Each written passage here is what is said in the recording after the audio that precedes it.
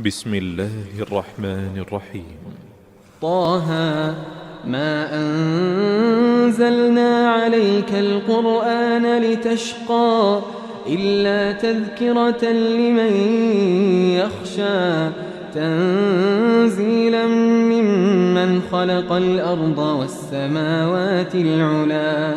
الرحمن على العرش استوى له ما في السماوات وما في الأرض وما بينهما وما تحت الثرى وإن تجهر بالقول فإنه يعلم السر وأخفى الله لا إله إلا هو له الأسماء الحسنى وهل أتاك حديث موسى إذ رأى نارا فقال لأهلهم كثوا إني آنست نارا لعلي آتيكم منها بقبس أو أجد على النار هدى فلما أتاها نودي يا موسى إني أنا ربك فاخلع عليك إنك بالوادي المقدس طوى وأنا اخترتك فاستمع لما يوحى إنني أنا الله لا إله إلا أنا فاعبدني وأقم الصلاة لذكري إن الساعة آتية أكاد أخفيها لتجزى كل نفس بما تسعى فلا يصدنك عنها من لا يؤمن بها واتبع هواه فتردى وما تلك بيمينك يا موسى قال هي عصاي أتوكأ عليها وأهش بها على غنمي ولي فيها مآرب أخرى قال ألقها يا موسى فألقاها فإذا هي حية تسعى قال خذها ولا تخف سنعيدها سيرتها الأولى واضمم يدك إلى جناحك تخرج بيضاء من غير سوء آية أخرى لنريك من آياتنا الكبرى اذهب إلى فرعون إنه طغى قال رب اشرح لي صدري ويسر لي أمري واحلل عقدة من لساني يفقه قولي واجعل لي وزيرا من أهلي هارون أخي أشدد به أزري وأشركه في أمري كي نسبحك كثيرا ونذكرك كثيرا إنك كنت بنا بصيرا قال قد أوتيت سؤلك يا موسى ولقد مننا عليك مرة أخرى إذ أوحينا إلى أمك ما يوحى أن اقذفيه في التابوت فاقذفيه في اليم فليلقه اليم بالساحل يأخذه عدو لي وعدو له وألقيت عليك محبة مني ولتصنع على عيني إذ تمشي أختك فتقول هل أدلكم على من يكفله فرجعناك إلى أمك كي تقر عينها ولا تحزن وقتلت نفسا فنجيناك من الغم وفتناك فتونا فلبثت سنين في أهل مدين ثم جئت على قدري يا موسى واصطنعتك لنفسي اذهب أنت وأخوك بآياتي ولا تنيا في ذكري اذهبا إلى فرعون إنه طغى فقولا له قولا لينا لعله يتذكر أو يخشى قالا ربنا إننا نخاف أن يفرط يسخط علينا أو أن يطغى قال لا تخافا إنني معكما أسمع وأرى فأتياه فقولا إنا رسولا ربك فأرسل معنا بني إسرائيل ولا تعذبهم قد جئناك بآية من ربك والسلام على من اتبع الهدى إنا قد أوحي إلينا أن العذاب على من كذب وتولى قال فمن ربكما يا موسى قال ربنا الذي أعطى كل شيء خلقه ثم هدى قال فما بال القرون الأولى قال علمها عند ربي في كتاب لا يضل ربي ولا ينسى الذي جعل لكم الأرض مهدا وسلك لكم فيها سبلا وأنزل من السماء ماء فأخرجنا به أزواجا من نبات شتى كلوا وارعوا أنعامكم إن في ذلك لآيات لأولي النهى منها خلقناكم وفيها نعيدكم ومنها نخرجكم تارة أخرى ولقد أريناه آياتنا كلها فكذب وأبى قال أجئتنا لتخرجنا من أرضنا بسحرك يا موسى فلنأتينك بسحر مثله فاجعل بيننا وبينك موعدا لا نخلفه نحن ولا أنت مكانا سوى قال موعدكم يوم الزينة وأن يحشر الناس ضحى فتولى فرعون فجمع كيده ثم أتى قال لهم موسى ويلكم لا تفتروا على الله كذبا فيسحتكم بعذاب وقد خاب من افترى فتنازعوا أمرهم بينهم وأسروا النجوى قالوا إن هذان لساحران يريدان أن يخرجاكم من أرضكم بسحرهما ويذهبا بطريقتكم المثلى فأجمعوا كيدكم ثم أتوا صفا وقد أفلح اليوم من استعلى قالوا يا موسى إما أن تلقي وإما أن نكون أول من ألقى قال بل ألقوا فإذا حبالهم وعصيهم يخيل إليه من سحرهم أنها تسعى فأوجس في نفسه خيفة موسى قلنا لا تخف إنك أنت الأعلى وألق ما في يمينك تلقف ما صنعوا إنما صنعوا كيد ساحر ولا يفلح الساحر حيث أتى فألقي السحرة سجدا قالوا آمنا برب هارون وموسى قال آمنتم له قبل أن آذن لكم إنه لكبيركم الذي علمكم السحر فلأقطعن أيديكم وأرجلكم من خلاف ولأصلبنكم في جذوع النخل ولتعلمن أينا أشد عذابا وأبقى قالوا لن نؤثرك على ما جاءنا من البينات والذي فطرنا فاقض ما أنت قاض إنما تقضي هذه الحياة الدنيا إنا آمنا بربنا ليغفر لنا خطايانا وما أكرهتنا عليه من السحر والله خير وأبقى إنه من يأت ربه مجرما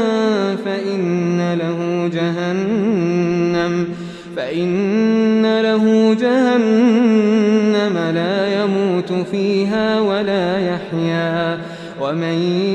يأته مؤمنا قد عمل الصالحات فأولئك لهم الدرجات العلى جنات عدن تجري من تحتها الأنهار خالدين فيها وذلك جزاء من تزكى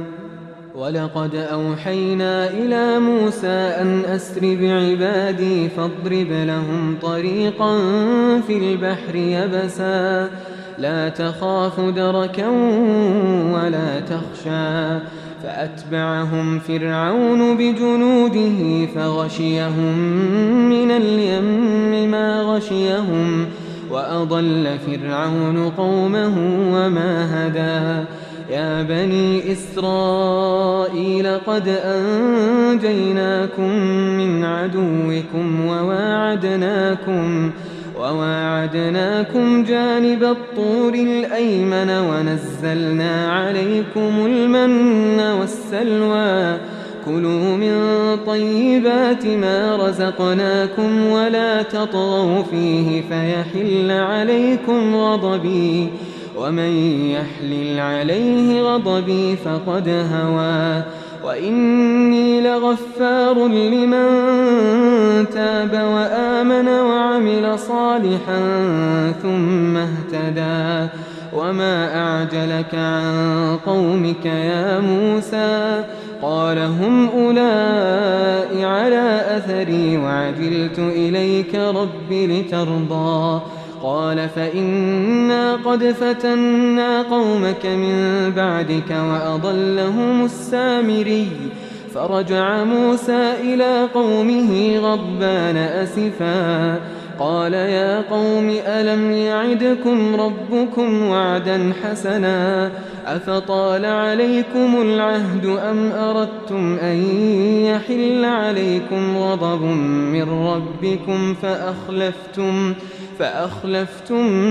موعدي قالوا ما أخلفنا موعدك بملكنا ولكننا حملنا أوزارا من زينة القوم فقذفناها فكذلك ألقى السامري فأخرج لهم عجلا جسدا له خوار فقالوا هذا إلهكم وإله موسى فنسي أفلا يرون ألا يرجع إليهم قولا ولا يملك لهم ضرا ولا نفعا ولقد قال لهم هارون من قبل يا قوم إنما فتنتم به وإن ربكم الرحمن فاتبعوني وأطيعوا أمري قالوا لن نبرح عليه عاكفين حتى يرجع إلينا موسى قال يا هارون ما منعك إذ رأيتهم ضلوا ألا تتبعا أفعصيت أمري قال يا ابن أم لا تأخذ بلحيتي ولا برأسي إني خشيت أن تقول فرقت بين بني إسرائيل ولم ترقب قولي قال فما خطبك يا سامري قال بصرت بما لم يبصروا به فقبضت قبضة من أثر الرسول فنبذتها وكذلك سولت لي نفسي قال فاذهب فإن لك في الحياة أن تقول لا مساس وإن لك موعدا لن تخلفه وانظر إلى إلهك الذي ظلت عليه عاكفا لنحرقنه ثم لننسفنه في اليم نسفا إنما إلهكم الله الذي لا إله إلا هو وسع كل شيء علما كذلك نقص عليك من أنباء ما قد سبق وقد آتيناك من لدنا ذكرا من أعرض عنه فإنه يحمل يوم القيامة وزرا خالدين فيه وساء لهم يوم القيامة حملا يوم ينفخ في الصور ونحشر المجرمين يومئذ زرقا يتخافتون بينهم إن لبثتم إلا عشرا نحن أعلم بما يقولون إذ يقول أمثلهم طريقة إن لبثتم إلا يوما ويسألونك عن الجبال فقل ينسفها ربي نسفا فيذرها قاعا صفصفا لا ترى فيها عوجا ولا أمتا يومئذ يتبعون الداعي لا عوج له وخشعت الأصوات للرحمن فلا تسمع إلا همسا يومئذ لا تنفع الشفاعة إلا من أذن له الرحمن ورضي له قولا يعلم ما بين أيديهم وما خلفهم ولا يحيطون به علما وعنت الوجوه للحي القيوم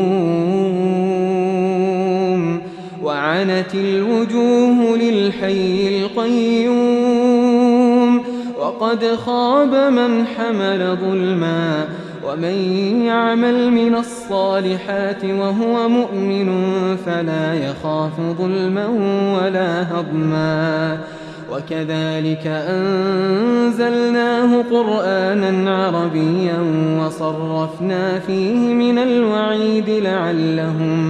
لعلهم يتقون أو يحدث لهم ذكرا فتعالى الله الملك الحق ولا تعجل بالقرآن من قبل أن يقضى إليك وحيه وقل رب زدني علما ولقد عهدنا إلى آدم من قبل فنسي ولم نجد له عزما وإذ قلنا للملائكة اسجدوا لآدم فسجدوا إلا إبليس أبى فقلنا يا آدم إن هذا عدو لك ولزوجك فلا يخرجنكما من الجنة فتشقى إن لك ألا تجوع فيها ولا تعرى وأنك لا تظمأ فيها ولا تضحى فوسوس إليه الشيطان قال يا آدم هل أدلك على شجرة الخلد وملك لا يبلى فأكلا منها فبدت لهما سوآتهما وطفقا يخصفان عليهما من ورق الجنة وعصى آدم ربه فغوى ثم اجتباه ربه فتاب عليه وهدى قال اهبطا منها جميعا بعضكم لبعض عدو فإما يأتينكم مني هدى فمن اتبع هداي فلا يضل ولا يشقى ومن أعرض عن ذكري فإن له معيشة ضنكا ونحشره يوم القيامة أعمى قال رب لم حشرتني أعمى وقد كنت بصيرا قال كذلك أتتك آياتنا فنسيتها وكذلك اليوم تنسى وكذلك نجزي من أسرف ولم يؤمن بآيات ربه ولعذاب الآخرة أشد وأبقى أفلم يهد لهم كم أهلكنا قبلهم من القرون يمشون في مساكنهم إن في ذلك لآيات لأولي النهى ولولا كلمة سبقت من ربك لكان لزاما وأجل مسمى فاصبر على ما يقولون وسبح بحمد ربك قبل طلوع الشمس وقبل غروبها ومن آناء الليل فسبح وأطراف النهار لعلك ترضى ولا تمدن عينيك إلى ما متعنا به أزواجا منهم زهرة الحياة الدنيا لنفتنهم فيه ورزق ربك خير وأبقى وأمر أهلك بالصلاة واصطبر عليها لا نسألك رزقا نحن نرزقك والعاقبة للتقوى وقالوا لولا يأتينا بآية من ربه أولم تأتهم بينة ما في الصحف الأولى ولو أنا أهلكناهم بعذاب من قبله لقالوا ربنا لولا أرسلت إلينا رسولا فنتبع آياتك من قبل أن نذل ونخزى قل كل متربص فتربصوا فستعلمون من أصحاب الصراط السوي ومن اهتدى.